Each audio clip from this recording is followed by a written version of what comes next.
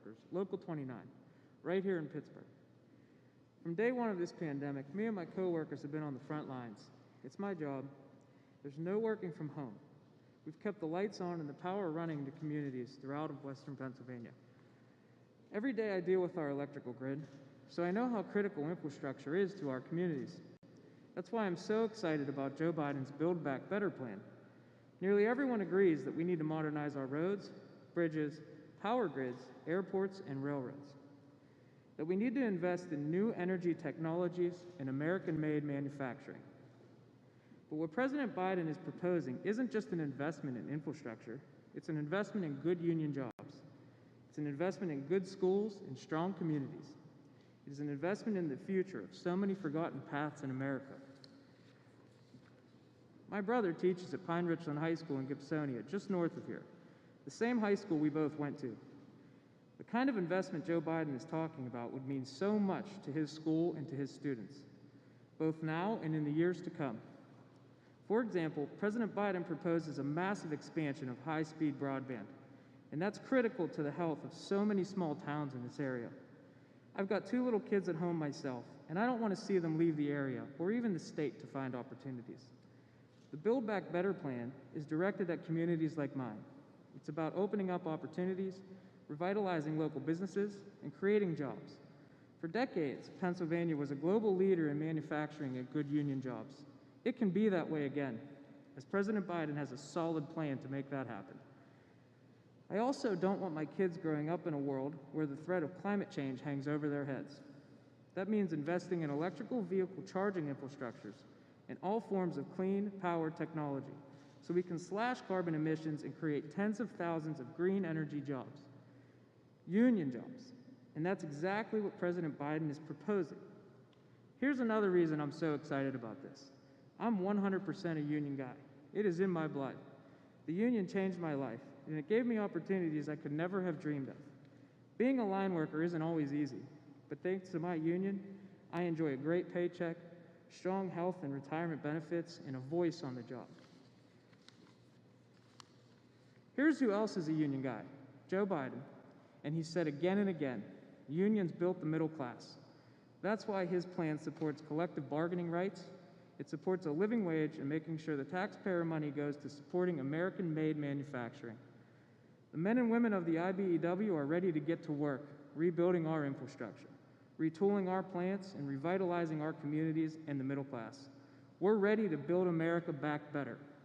So it is my pleasure and it is my honor to introduce the President of the United States, Joe Biden.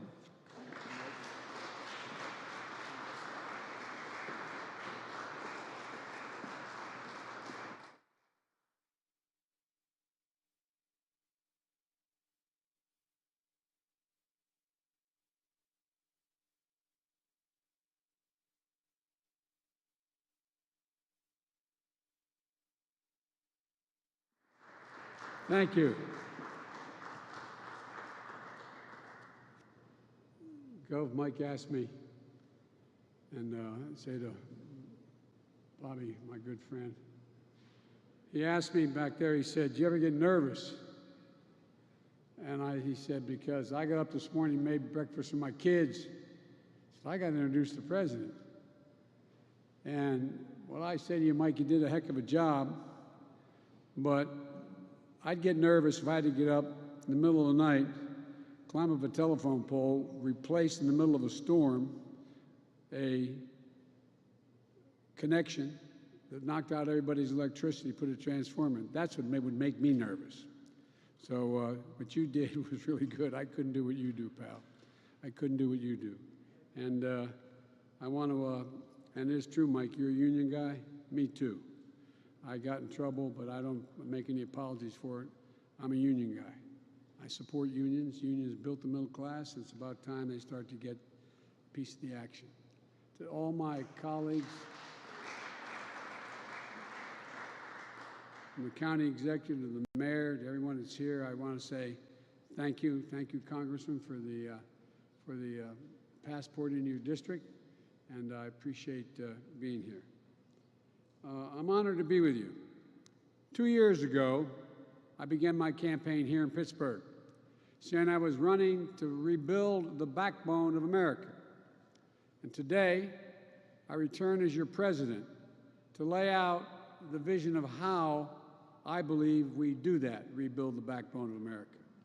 It's a vision not seen through the eyes of Wall Street or Washington, but through the eyes of hardworking people, like the people I grew up with, people like Mike and his union family, union workers from this Carpenters Training Center, people like the folks I grew up with in Scranton and Claymont, Delaware, people who get up every day, work hard, raise their family, pay their taxes, serve their country, and volunteer for their communities, and just looking for a little bit of breathing room, just a little bit of light. Ordinary Americans doing extraordinary things. People who break their necks every day for their families and the country they love. A country that, in fact, which on the day I was elected was in extreme distress, with the virus on a deadly rampage that has now killed over 500, I carry it in my pocket every day. I have the list of exactly how many have died. 547,296 Americans dead from the virus. More than all the people killed in World War I, World War II, the Vietnam War, 9/11. 547,296 Americans.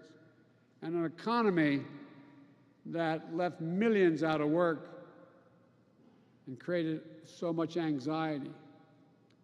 That's why I moved so quickly to pass the American Rescue Plan with the help of my friends here in the Congress. I really mean that.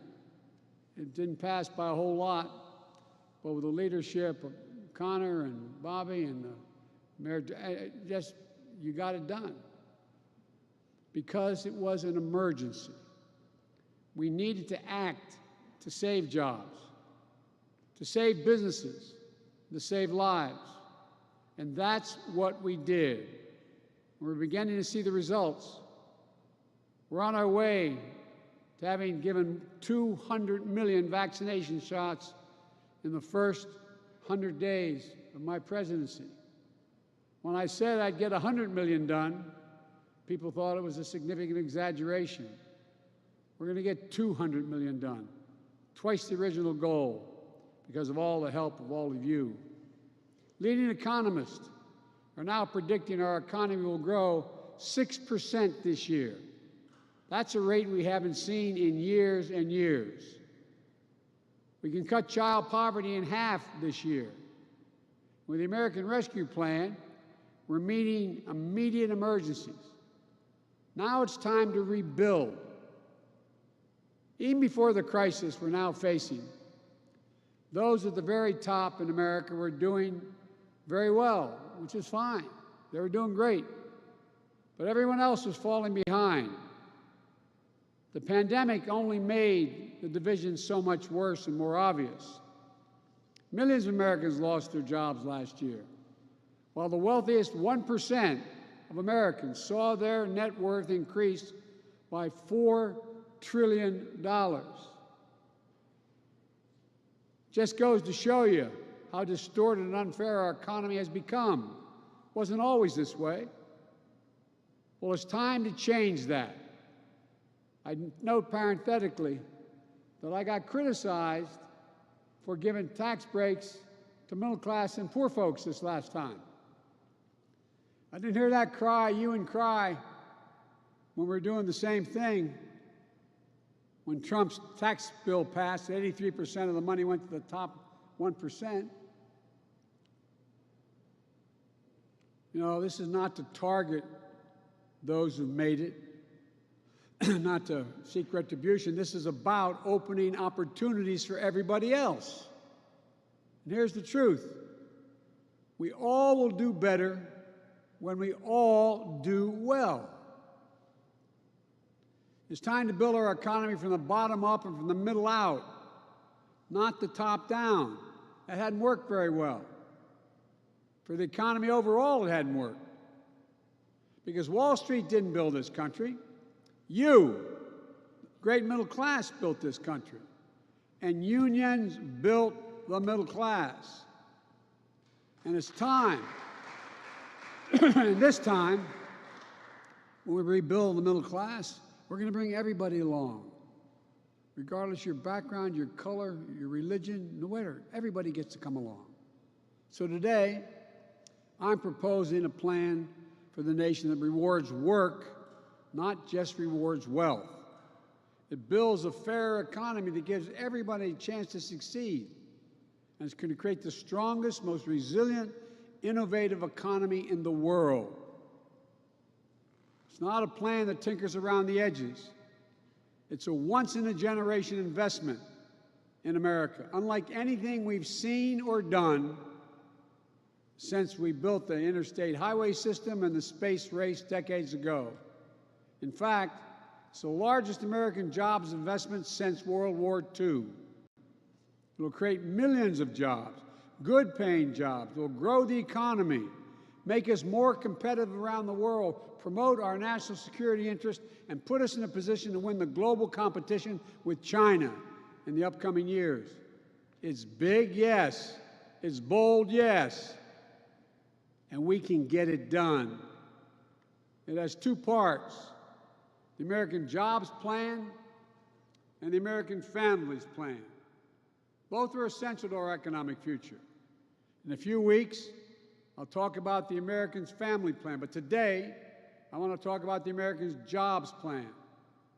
I'll begin with the heart of the plan. It modernizes transportation infrastructure, our roads, our bridges, our airports. I just left your airport. The director of the airport said we're about to renovate the airport. Is that right, Mr. County Executive? We're going to innovate. We're going to employ thousands of people.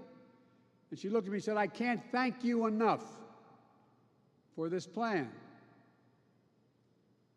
It grows the economy in key ways.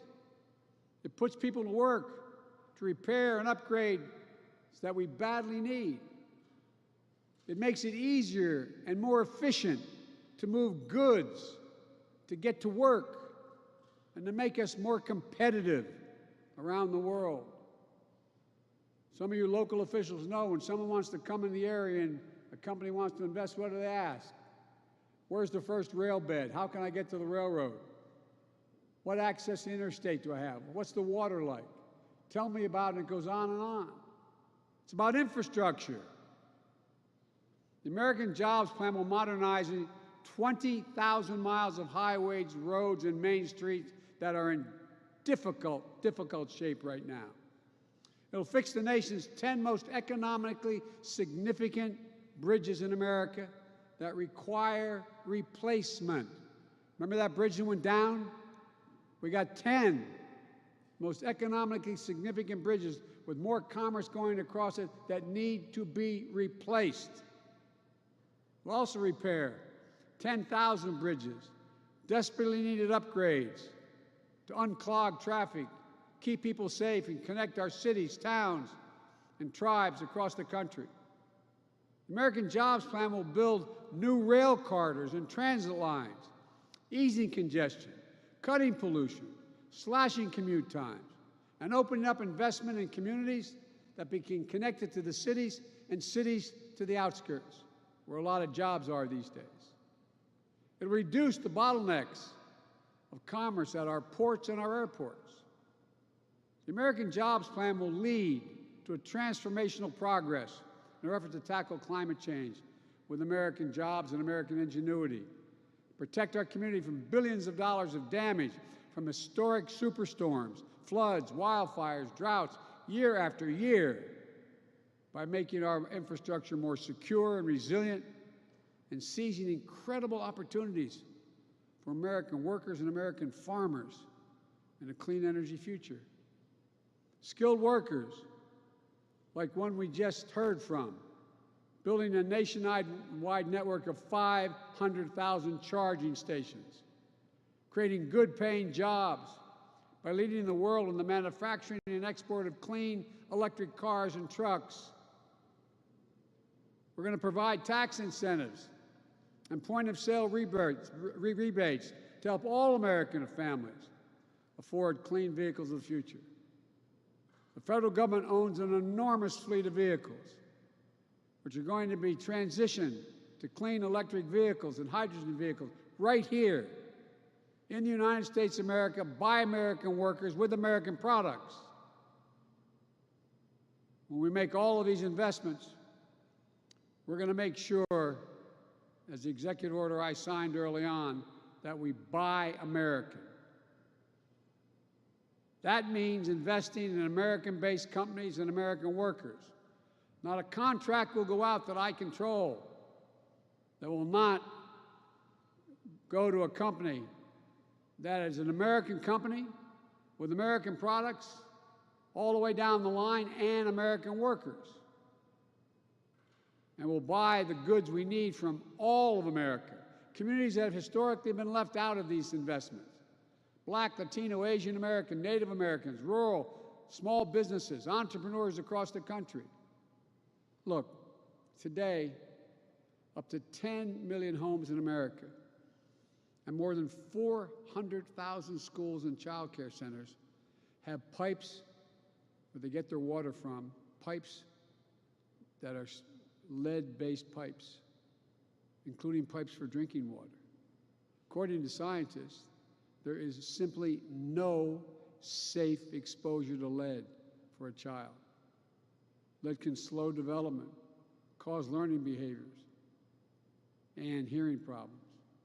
The American Jobs Plan will put plumbers and pipe fitters to work, replacing 100% of the nation's lead pipes and service lines. So every American, every child can turn on a faucet of a fountain and drink clean water.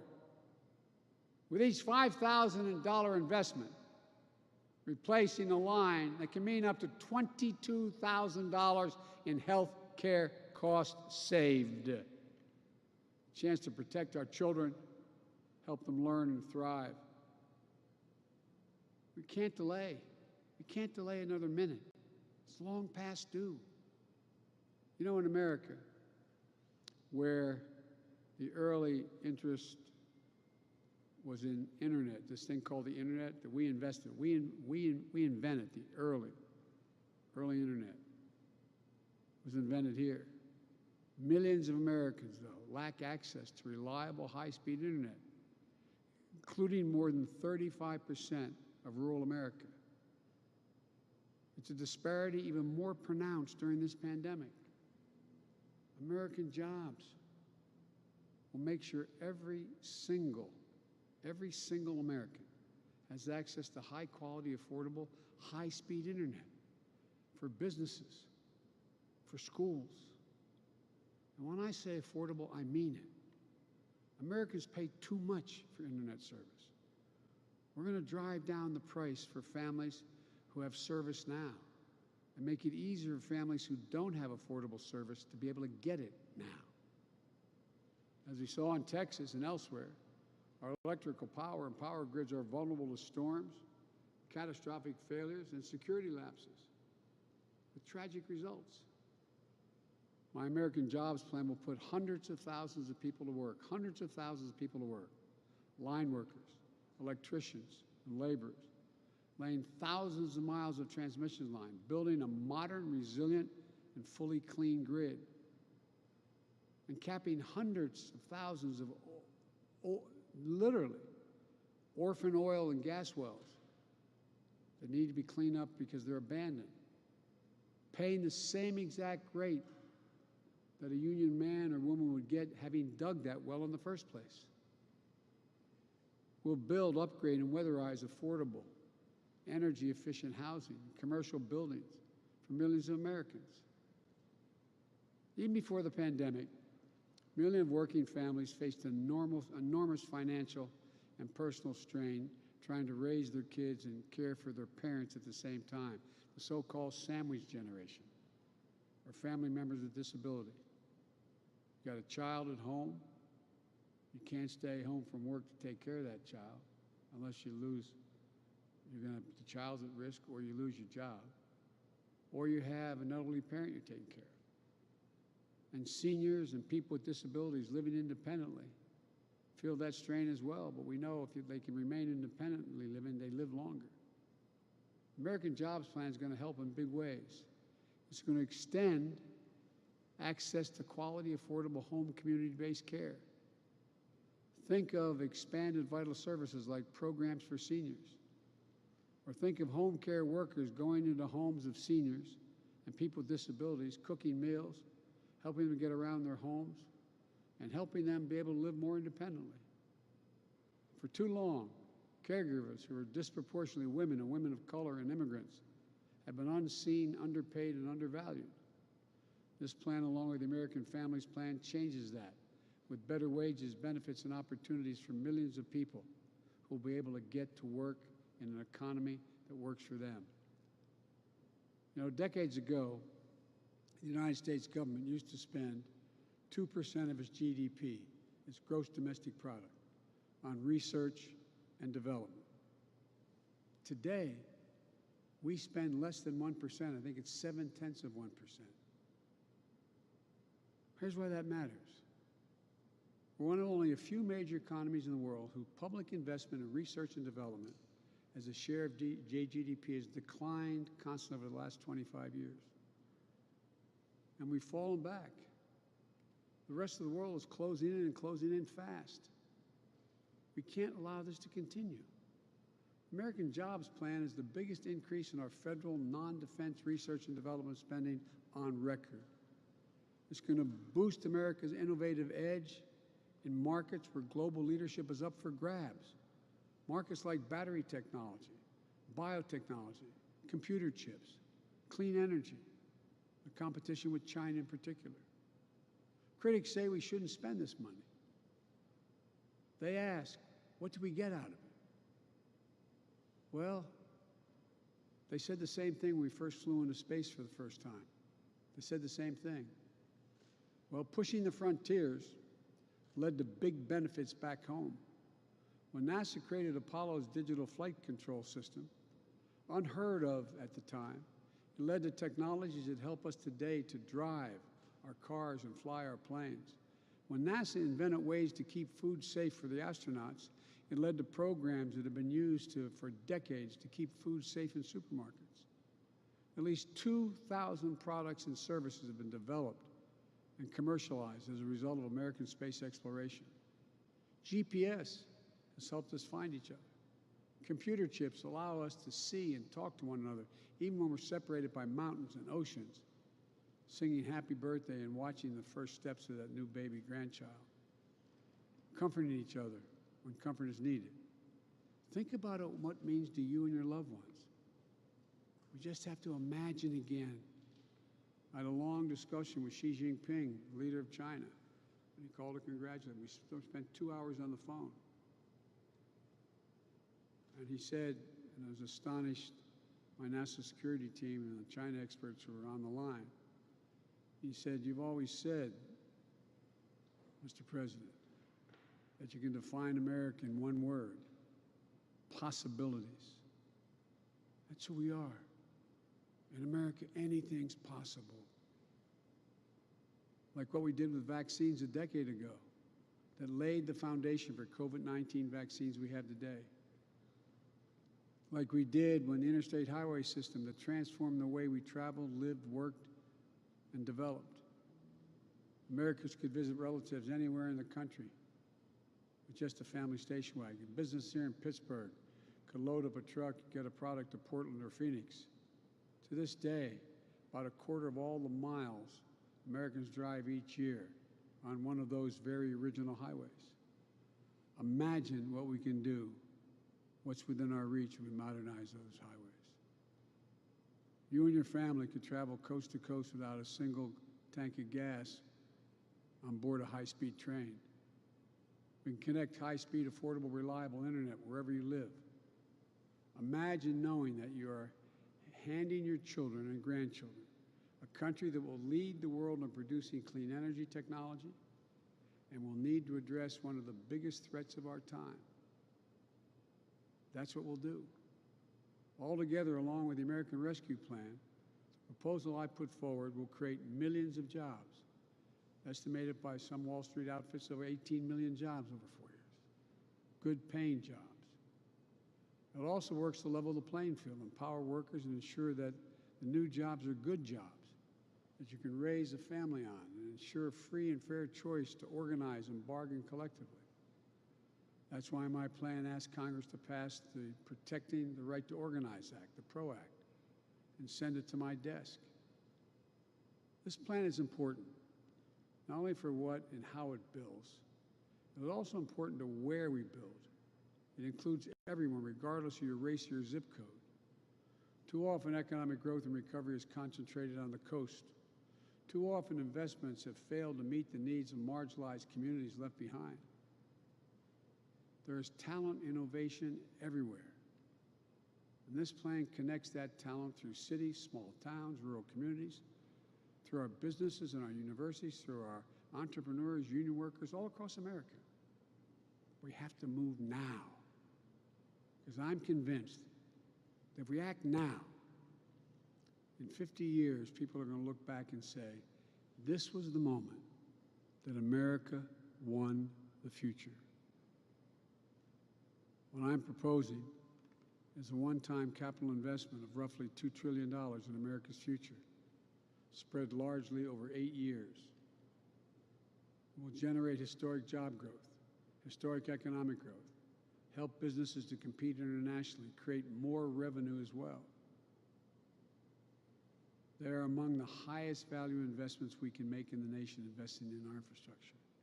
But put another way, failing to make these investments adds to our debt and effectively puts our children at a disadvantage relative to our competitors. That's what crumbling infrastructure does. And our infrastructure is crumbling. We rank 13th in the world. What's more, it heightens our vulnerability to and attracts our adversaries to compete in ways that they haven't up to now. And our adversaries are worried about us building this critical infrastructure. Put simply, these are investments we have to make. We can afford to make them. Or put another, we can't afford not to. So how do we pay for it? I spoke to the majority leader, I guess he's no longer the majority leader. He has been for a long time. I spoke to the Republican leader about the plan. Everybody's for doing something about infrastructure. Why haven't we done it? Well, no one wants to pay for it. Less than 4 years ago, as I said, the Congress passed a tax cut of $2 trillion, increasing the national debt $2 trillion. It didn't meet virtually any of the predictions it would in terms of growing the economy. Overwhelmingly, the benefits of that tax package went to the wealthiest Americans. It even included new investments that would profit by shifting profits and jobs overseas if you're a corporation. It was bad for American competitiveness, deeply unfair to the middle-class families, and wrong for our future. So here's what I do. I start with one rule. No one, let me say it again, no one making under $400,000 will see their federal taxes go up, period. This is not about penalizing anyone. I have nothing against millionaires and billionaires. I believe American capitalism. I want everyone to do well. But here's the deal. Right now, a middle-class couple, a firefighter and a teacher, with 2 kids making a combined salary of, say, $110,000, $120,000 a year, pays 22 cents for each additional dollar they earn in federal income tax. But a multinational corporation that builds a factory abroad, brings it home and sells it, they pay nothing at all. We're going to raise the corporate tax. It was 35%, which is too high. We all agreed 5 years ago it should go down to 28%, but they reduced it to 21%. We're going to raise it back to up to 28%. No one should be able to complain about that. It's still lower than what that rate was between World War II and 2017. Just doing that one thing will generate $1 trillion in additional revenue over 15 years. In 2019, an independent analysis found that there are 91, let me say it again, 91 Fortune 500 companies, biggest companies in the world, including Amazon, that use various loopholes so they pay not a single solitary penny in federal income tax. I don't want to punish them. That's just wrong. That's just wrong. A farmer and a teacher paying 22%. Amazon and 90 other major corporations paying 0 in federal taxes. I'm going to put an end to that. Here's how we'll do it. We're establishing a global minimum tax for U.S. corporations at 21%. We're going to level the international playing field. That alone will raise $1 trillion over 15 years. We'll also eliminate deductions by corporations for offshoring jobs and shifting assets overseas. You do that, you pay a penalty. You don't get a reward, in my plan. And use the savings from that to give companies tax credits to locate manufacturing here and manufacturing and production here in the United States. And we'll significantly ramp up the IRS enforcement against corporations who either fail to report their incomes or underreport. It's estimated that could raise hundreds of billions of dollars. All this adds up to more than what I proposed to spend in just 15 years. It's honest, it's fiscally responsible, and by the way, as the experts will tell you, it reduces the debt, the federal debt over the long haul. But let me be clear. These are my ideas on how to pay for this plan. If others have additional ideas, let them come forward. I'm open to other ideas, so long as they do not impose any tax increase on people making less than $400,000. Let me close with this. Historically, infrastructure had been a bipartisan undertaking, many times led by Republicans. It was Abraham Lincoln who built the Transcontinental Railroad. Dwight Eisenhower, Republican, the interstate highway system. I could go on. And I don't think you'll find a Republican today in the House or Senate, maybe I'm wrong, gentlemen, who doesn't think we have to improve our infrastructure. They know China and other countries are eating our lunch. So there's no reason why it can't be bipartisan again. The divisions of the moment shouldn't stop us from doing the right thing for the future. I'm going to bring Republicans into the Oval Office, listen to them, what they have to say, and be open to other ideas. We'll have a good faith negotiation with any Republican who wants to help get this done. But we have to get it done. I truly believe we're in a moment where history is going to look back on this time as a fundamental choice having been made between democracies and autocracies. You know, there's a lot of autocrats in the world who think the reason why they're going to win is democracies can't reach consensus any longer. Autocracies do. That's what competition between America and China and the rest of the world is all about. It's a basic question. Can democracies still deliver for their people? Can they get a majority? I believe we can. I believe we must. Delivering for the American people is what the American Rescue Plan was all about. And it's been overwhelmingly popular when I wrote it. Everybody said I had no bipartisan support. We're overwhelming bipartisan support with registered Republican voters. And ask around. If you live in a town with a Republican mayor, a Republican county executive, or a Republican governor, ask them how many would rather get rid of the plan. Ask them if it helped them at all. It's what the American Job Plan is about. The new one I'm proposing. I hope Republicans in Congress will join this effort. I hope and I believe a number of businesses will join this effort. And I hope and believe the American people will join this effort. Democrats, Republicans, and Independents, we can do this. We have to do this. We will do this. We just have to remember, this is the United States of America. And I've said it 1,000 times. There's nothing beyond our capacity if we act together. So it's time to move together. Thank you, and I hope I get to come back to see you folks after this plan is passed. And the question is, you have to attract even more apprentices, more people, because we're building so much. God bless you all, and may God protect our troops. Thank you.